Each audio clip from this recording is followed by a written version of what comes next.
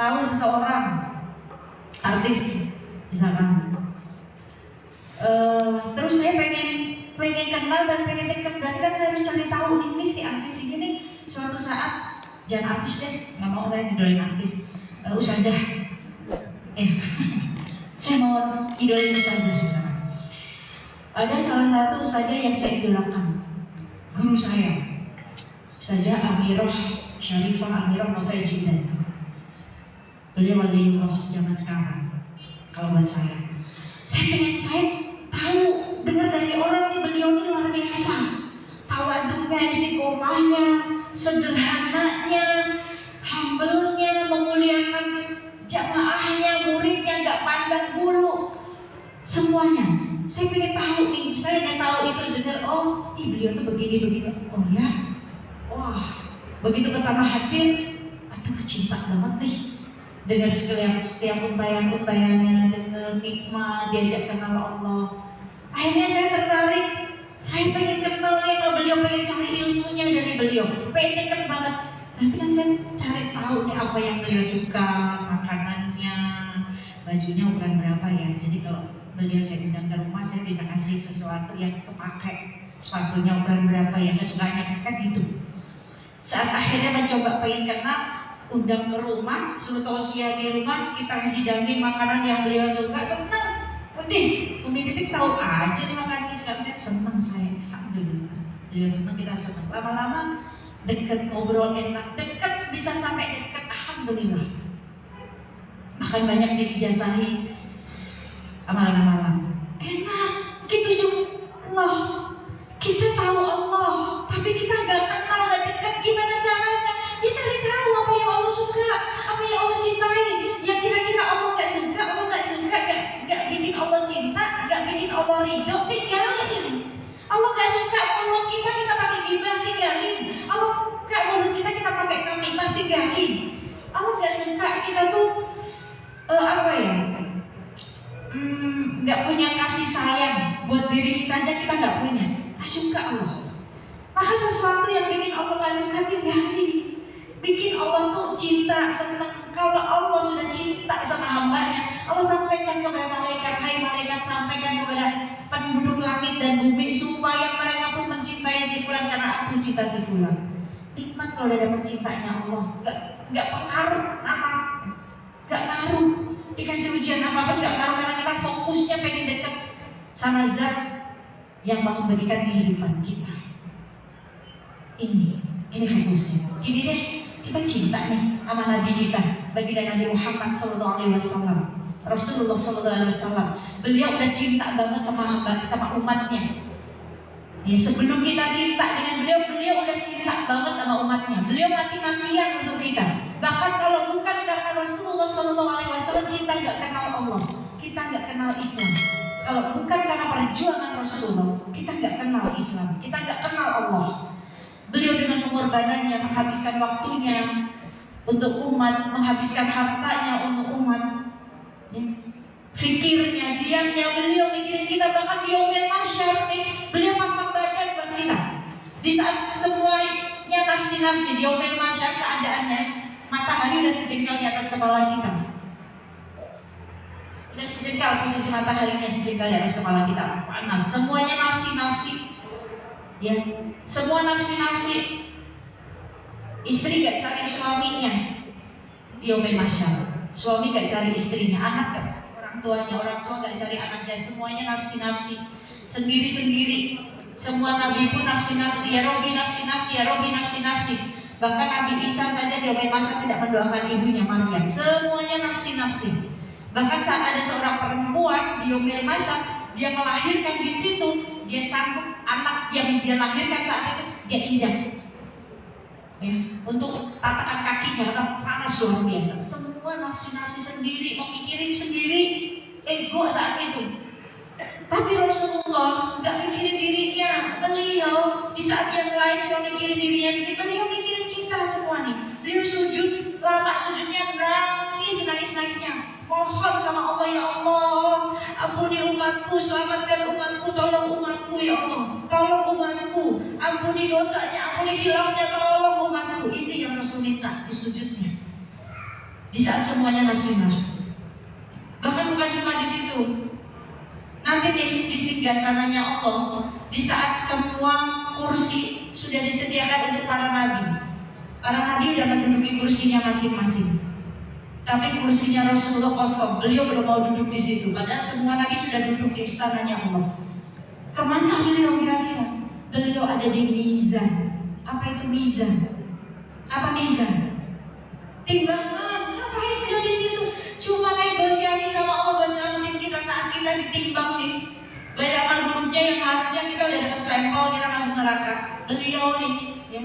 Beliau negosiasi sama Allah, ini mereka umatku ya Allah selamatkan. Cintanya beliau untuk kita. Nah kita, kalau kita pengen kenal, dekat, nanti dekat banget sama Rasulullah. Kan kita pengen tujuan hidup kita kan Allah dan Rasulnya. Tujuan kita kan masuk surga, pengen ketemu, pengen melihat Allah, pengen melihat Rasulullah. Para waliullah, ya, para waliullah, ya, mereka kalau di surga belum ada Rasulullah, mereka belum mau masuk surga. Tujuannya bukan surganya, tapi tujuannya bertemu dengan Rasul, bertemu, berkumpul, melihat Rasulullah. Ini tujuannya. Kalau udah masuk surga, tapi di situ nggak ada Rasulullah, belum mau masuk surga. Nah ini cinta namanya, ya, kepengen dekat, kepengen sama-sama. Nah kita tahu Rasulullah, kenal Rasulullah, pengen dekat, kita cari tahu apa-apa yang disukai Rasulullah, kita jalankan sunnahnya. Alhamdulillah, ya. Kita kerjain sunnahnya, kita bersolawat kepada beliau. Jangan nggak solawat, jangan pelit solawat, karena solawat itu kirim salam. Bahkan sholawat ibadah yang ringan semua orang bisa melakukan. Bahkan ibadah ini langsung dicontohkan oleh Allah. Bahkan langsung Allah menyuruh kita untuk bersholawat. Jadi sholawat bukan disuruh manusia, bukan, tapi sholawat langsung dicontohkan oleh Allah dan disuruh oleh Allah. Innallaha wa malaikatahu yusholluna 'alan nabi. Sesungguhnya Allah dan para malaikat bersholawat kepada Nabi. Dan itu sudah dicontohkan oleh Allah. Dan Allah mengajak, ya ayyuhalladzina amanu, hai orang-orang beriman, shollu alaihi wasallimu taslima. Maka bersolawatlah engkau kepada Nabi. Allah mengajak dan nyuruh. Karena ini ibadah yang ringan tapi pahalanya banyak. Sekali sholawat dikalikan 10 pahalanya. Apakah enak? Ya, kalau sholat Allah nggak contohkan. Allah hanya memberikan tugas kepada baginda Nabi Muhammad. Dan kita dikasih tugas. Masa dikasih tugas kalau kita kerjain kan gitu, ya. Karena tugas itu akan dikumpulkan dan akan ditanya. Harusnya kalau kita dikasih tugas, ya, berarti kita kerjain, terus dikumpulin kan gitu. Sholat adalah tugas dari Allah yang diberikan kepada baginda Nabi Muhammad untuk diberikan kepada kita. Masa kita nggak mau kerjain itu sholat? Bahkan nanti yang pertama ditanya adalah sholatnya. Maka itu, jadi cari tahu apa-apa yang Allah suka hingga kita akhirnya bisa dekat dengan Allah. Insya Allah sama kita di sini sama-sama sedang belajar cari Allah, belajar pengen kenal lagi, makrifat lagi sama Allah. Jangan makrifatnya hanya urusan dunia. Kita nih contoh yang bikin ngegelitik aja ya. Ada sedekahnya. Ada suruh sedekah lewat kotak amal. Terus kita ambil tas, nyeronggoh dompet, ya, nyeronggoh dompet kita tuh berapa duit kita tuh tahu dong. Bener nggak? Mana yang 100.000, mana yang 20.000, yang tahu. Kayaknya makrifat banget sama duit. Bener kan? Kenal banget sama duit. Dipegang, wah ini 100.000, jangan dicari yang agak lecek dikit. Kertasnya beda, tahu kita. Masa sama duit aja kita makrifat banget, kenal banget. Ya. Kenal banget kalau lagi dikasih amplop, dia tahu nih, oh ini isinya 100.000-an, 50.000-an nih.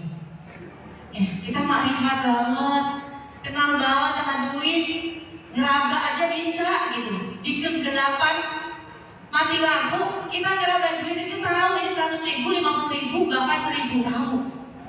Ya, bahkan kalau mau ngasih parkir aja dilihat dulu nih 2.000 atau 20.000 karena beda dikit.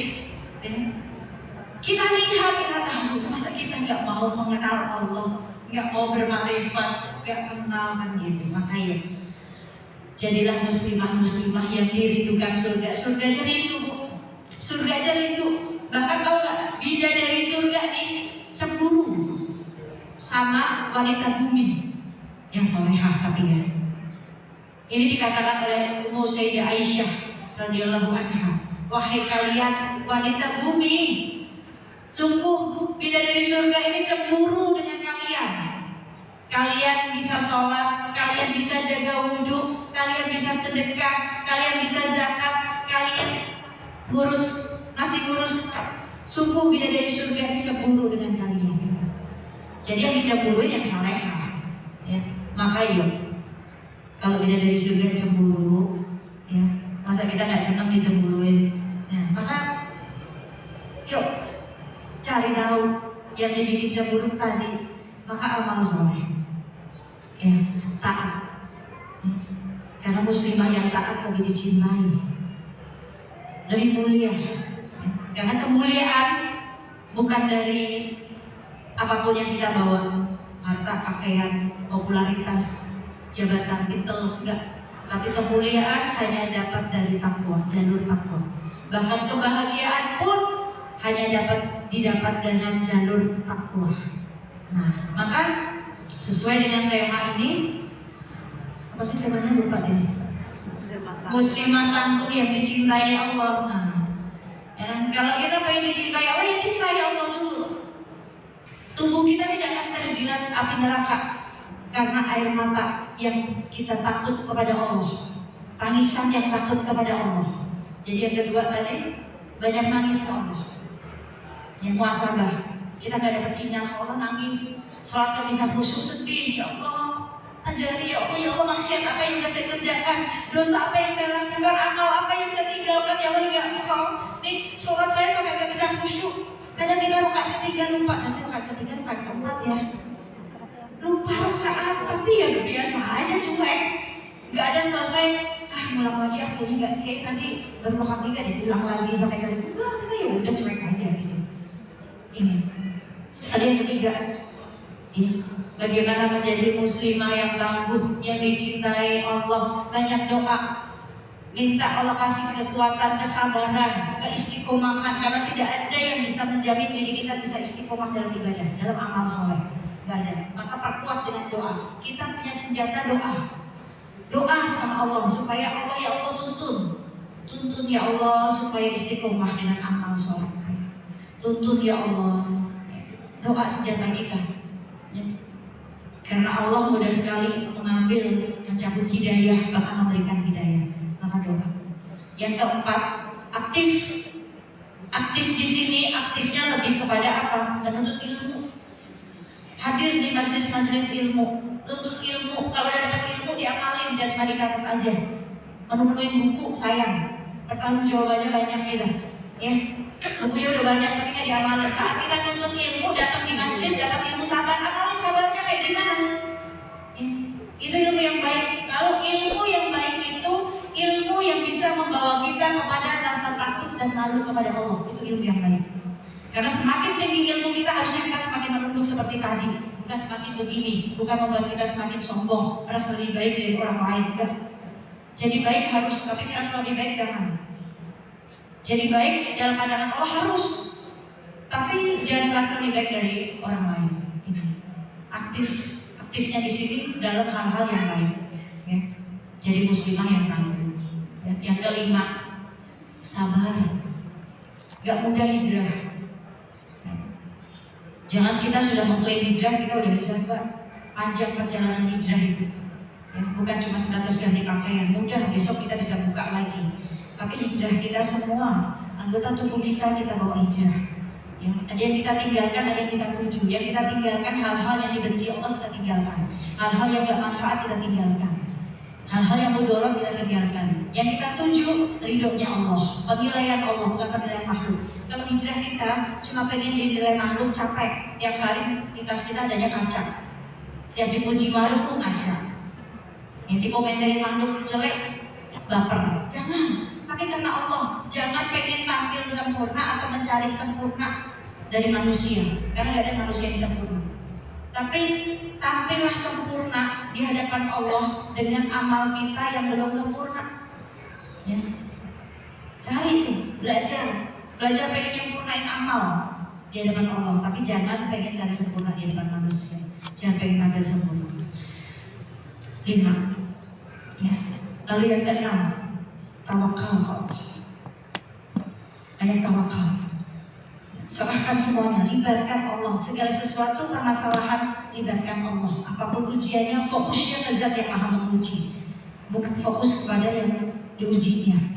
Kalau diuji dengan teman, fokusnya kepada Allah, jangan yang zat yang maha menguji. Kalau fokusnya kepada teman, kita akan menganggap teman itu musuh kita. Padahal musuh kita adalah tadi hawa nafsu kita yang ada dalam diri kita, yang harus kita hancurkan, yang harus kita tahan. Ya. Lalu yang ke-7, yang berapa? 7. Cari teman yang salehah supaya kita terbawa. Bukan berarti teman kita yang salehah kita gak temanin, tapi jaga jarak. Ya. Jaga jarak, doain. Ya. Jangan kita akhirnya kita yang udah istiqomah terkesan dengan iman mereka yang belum istiqomah. Tapi bagaimana caranya supaya kita gak ninggalin dia, tapi kita tetap mereka tetap terkesan dengan kita, istiqomahnya kita. Jadi gitu, ya. Ini tipsnya. Insya Allah, semoga Allah berikan kemudahan untuk kita beramal soleh. Baik, ini saja karena waktunya sudah habis. Jadi walaupun belum habis materinya, insya Allah kita bertemu lagi, ya. Nanti akan ada dari tim Manhas yang akan memberikan informasi. Silakan.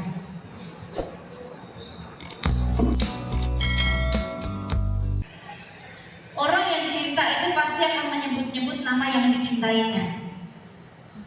Allah kalau udah cinta kepada hambanya, dia akan menyebut-nyebut malaikat. Saya cinta, dia masih diulangi kan gitu. Itu cinta. Nah, kalau kita pengen dicintai Allah, maka jadilah bukan hanya sebatas tangguh di sini kita fisik, bukan tangguh ini, tapi tangguh dalam beramal soleh. Kalau wanita tangguh dalam beramal soleh, dia menjaga ketaatannya, menjaga amal solehnya, dia akan disebut wanita tangguh. Tangguh di sini bukan badannya lebih gede, ya. Kayak kakak Rai, kita kan baru adik Rai. Kayak kakak Rai itu tangguh tuh, gede badannya. Bukan itu, bukan fisik yang dilihat. Tapi tangguh di sini tangguh dalam beramal soleh. Jadilah wanita yang tangguh, jadilah muslimah yang tangguh, yang dicintai Allah. Karena Allah hanya mencintai orang-orang yang beramal soleh. Surga diperuntukkan untuk orang-orang yang beramal soleh. Karena keindahan surga gak sebanding dengan keindahan dunia. Kenikmatan surga gak sebanding dengan kenikmatan dunia. Maka jadilah muslimah yang tangguh, yang dicintai Allah. Yang tangguh itu dalam arti beramal soleh. Jadilah muslimah yang beramal soleh, yang dicintai oleh Allah. Hingga akhirnya kita akan tangguh menghadapi ujian, cobaan segala macamnya. Kita akan tangguh karena apa? Kita punya Allah. Kita nggak sendiri. Walaupun wanita itu terkenal dengan kelemah lembutannya. Di sini bukan berarti wanita lemah, ya. Bukan berarti wanita lemah, tapi wanita kuat, bahkan wanita mulia. Wanita mulia dengan ketaatannya. Saking mulianya wanita, ya, Allah tulis satu surat di dalam Al-Quran khusus mengupas untuk wanita, yaitu di surat An-Nisa. Semuanya mengupas tentang wanita, bagaimana memperlakukan seorang wanita, ya, semua ada di situ. Maka wanita itu mulia. Yuk, jangan kita di akhir zaman ini justru menghinakan diri kita. Kadang kita di brainwash dengan sosial media yang akhirnya kita pengen eksis, tetapi dengan cara mau viral tapi menghinakan diri kita. Buat apa? Viral aja di hadapan Allah, ya, daripada di hadapan manusia. Tapi kadang sesungguhnya di hadapan Allah kita hina, kan ini. Maka bagaimana sih menjadi muslimah yang tangguh, yang dicintai Allah? Yang pertama, tasihun niat. Luruskan niat kita. Luruskan dulu niatnya. Lillah. Seperti tiap 5 waktu kita baca. Bahkan di sholat-sholat sunnah lainnya kita baca, inna sholati wa nusuki wa mahyaya wa mamati lillah kita janji loh mengatakan itu untuk Allah. Berarti kalau kita pengen menjadi muslimah yang tangguh dicintai Allah, ini nih janji kita nih wujudin nih. Yang ibadahnya, hidupnya, matinya semua untuk Allah. Lillah billah, dan untuk Allah, semuanya untuk Allah. Pengen dilihat Allah, pengen cantiknya kita itu untuk Allah, hanya untuk dilihat Allah, bukan untuk manusia. Kadang yang pada punya suami, giliran di depan suami, kumel, kucel, ya gitu aja tampilannya depan suami udah bodo amat, ya kan? Tapi giliran keluar rumah, cantik banget, rapi, wangi, ya, sampai semua orang kecium aromanya. Tapi giliran di depan suami, ya kayak gitu. Bukan. Jadi semuanya untuk ibadah, diniatkan ibadah cantikmu untuk ibadah, tapi ibadah dengan suami untuk Allah. Ya kan gitu. Itu yang pertama. Tasihun niat, luruskan niat. Ya. Lalu yang kedua, supaya tangguh kita dicintai Allah, yang kedua banyak nangis. Nangisnya bukan nangis untuk makhluk, nangisnya bukan untuk dunia, tapi nangisnya kita belum khusyuk tuh kita nangis nih. Kita belum salat khusyuk nih, ada rasa ya Allah, gimana dong ya Allah, nggak ada sinyal, Allah nangis. Ya. Handphone kita nggak ada sinyal, padahal cuma hubungan dengan manusia, buat eksistensi diri. Kita repot banget kalau nggak ada sinyal. Mau ngejar wifi, kalau nggak naik ke atas genteng biar dapat sinyalnya. Cuma buat komunikasi, kadang bukan buat komunikasi. Ini posting dari tadi nggak ngepost nih karena sinyalnya muter mulu, greget sendiri. Padahal bukan buat komunikasi, kadang buat eksistensi diri aja. Kalaupun komunikasi, WA juga, oke. WA juga nggak ada WA, ya. Nggak ada WA aja, kadang kita buka WA. Nggak ada yang WA nih, tapi kita iseng buka WA. Ada yang kayak gitu? Coba aku, buat apa? Cuma buat nyari status, ya status orang doang. Ada status lingkaran muncul nih, padahal nggak ada yang WA, nggak ada.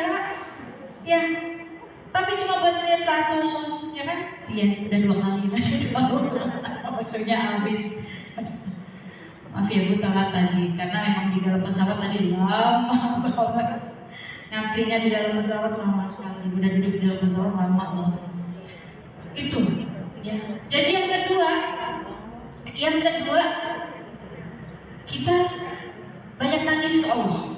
Bahkan Rasul katakan, ya, diharamkan ya, mata yang menangis karena takut kepada Allah diharamkan untuk dijilat api neraka. Sayyidina Abu Bakar Siddiq, beliau kalau doa, beliau paksakan, beliau nangis, beliau ingat dosa-dosanya, ya, dia paksakan beliau sampai mata ini keluar air matanya dalam doa. Dia ingat semua dosa-dosanya, takut kepada Allah. Kenapa? Sampai menangis itu beliau ucapkan semua air matanya ke dalam seluruh tubuhnya. Kenapa? Karena ya,